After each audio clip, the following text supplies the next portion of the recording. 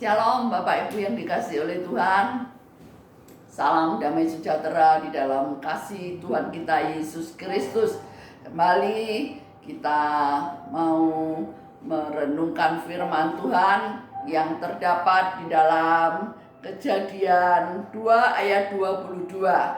Kali ini firman Tuhan bertemakan apa nasib dunia jika tidak ada wanita. Ya, kita baca bersama-sama di dalam Kejadian 2 ayat 22. Dan dari rusuk yang diambil Tuhan Allah dari manusia itu, dibangunnyalah seorang perempuan, lalu dibawanya kepada manusia itu.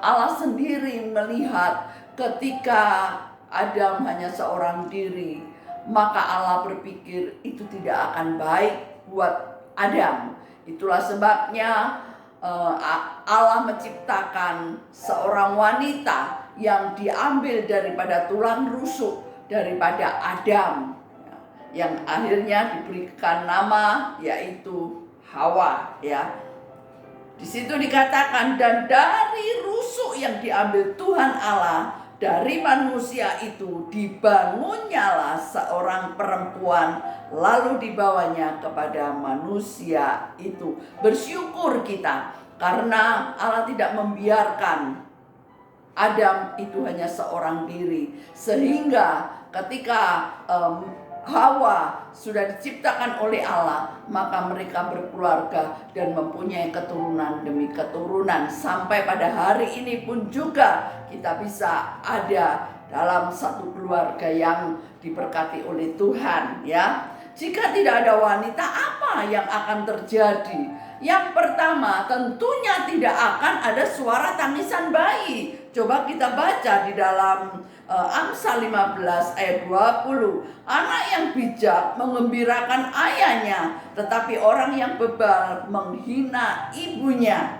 Ya, anak merupakan harapan daripada kita ketika kita sudah berkeluarga.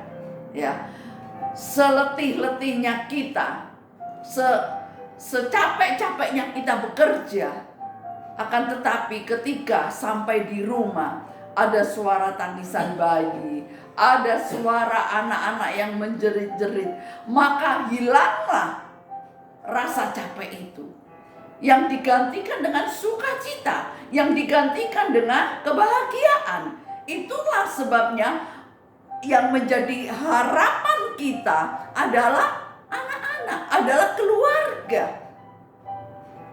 Allah betapa baiknya kepada kita, sehingga Allah memberikan yang terbaik buat kehidupan umat manusia yang ada di dunia. Bukan cuma tidak ada suara tangisan bayi jika tidak ada wanita, maka yang kedua, jika tidak ada wanita, dunia ini akan kehilangan inspirasi. Coba kita baca di dalam Kejadian 2 ayat 23.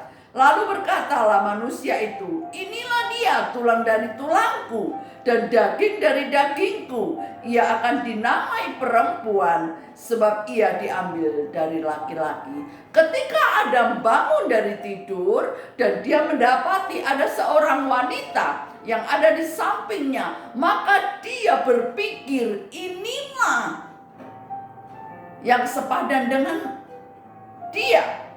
Ya. Dia pun juga berkata, inilah dia tulang dari tulangku dan daging dari dagingku. Dan inilah penolong yang sepadan dengan aku.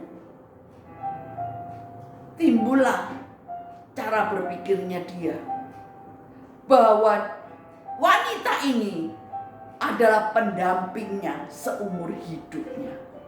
Jikalau saat ini kita sudah diberikan seorang istri ataupun istri diberikan seorang suami, biarlah kita mau mensyukuri itu semua.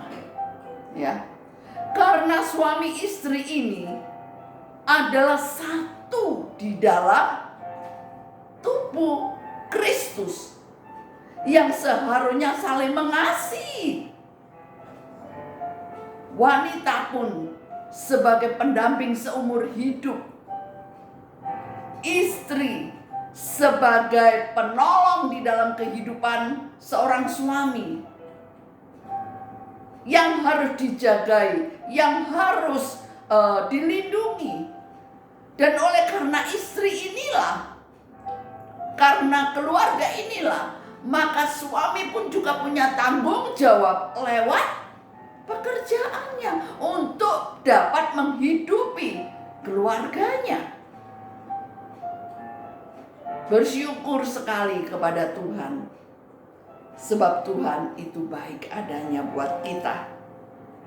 Manusia pun pada saat itu baru sadar bahwa Tuhan itu baik, memberikan seorang pendamping di dalam kehidupannya. Ya. Dan yang ketiga, yaitu jika tidak ada wanita, dunia akan kehilangan penolong. Ya.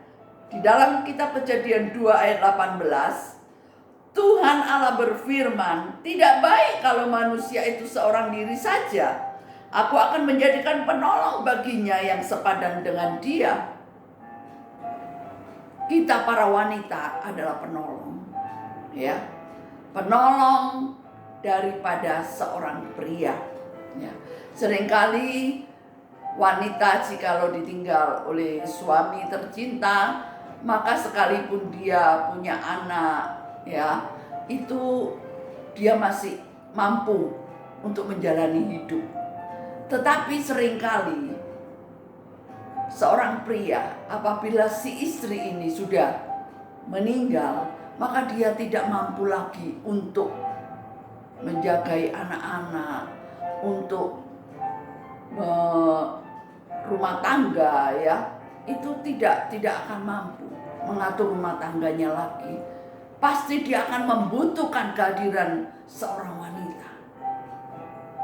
Maka dari itu, mari Bapak Ibu yang dikasihi oleh Tuhan, berbahagialah jikalau kita diberikan keluarga yang dikasihi oleh Tuhan.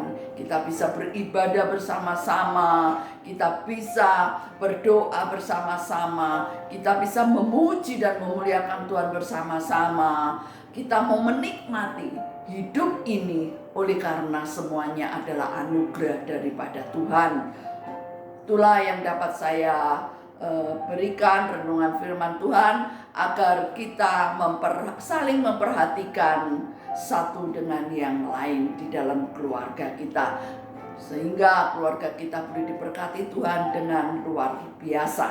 Di nama Tuhan, mari kita sama-sama berdoa. Di dalam nama Tuhan Yesus Kristus, hamba-Mu boleh berdoa. Ya Bapa, kami bersyukur oleh karena Engkau baik adanya. Jikalau Engkau sudah mempersatukan kami di dalam keluarga, Engkau memberkati kami dengan kehadiran anak-anak, dan Tuhan juga memberikan kekuatan, kesehatan di dalam kehidupan kami. Dan kami pun boleh senantiasa Tuhan bersandar dan berharap kepada Engkau. Oleh sebab itu mari Tuhan berkati keluarga kami, jagai keluarga kami semua, agar kami tetap mengasihi Engkau. Di dalam nama Tuhan Yesus, hamba-Mu boleh mengucap syukur. Haleluya.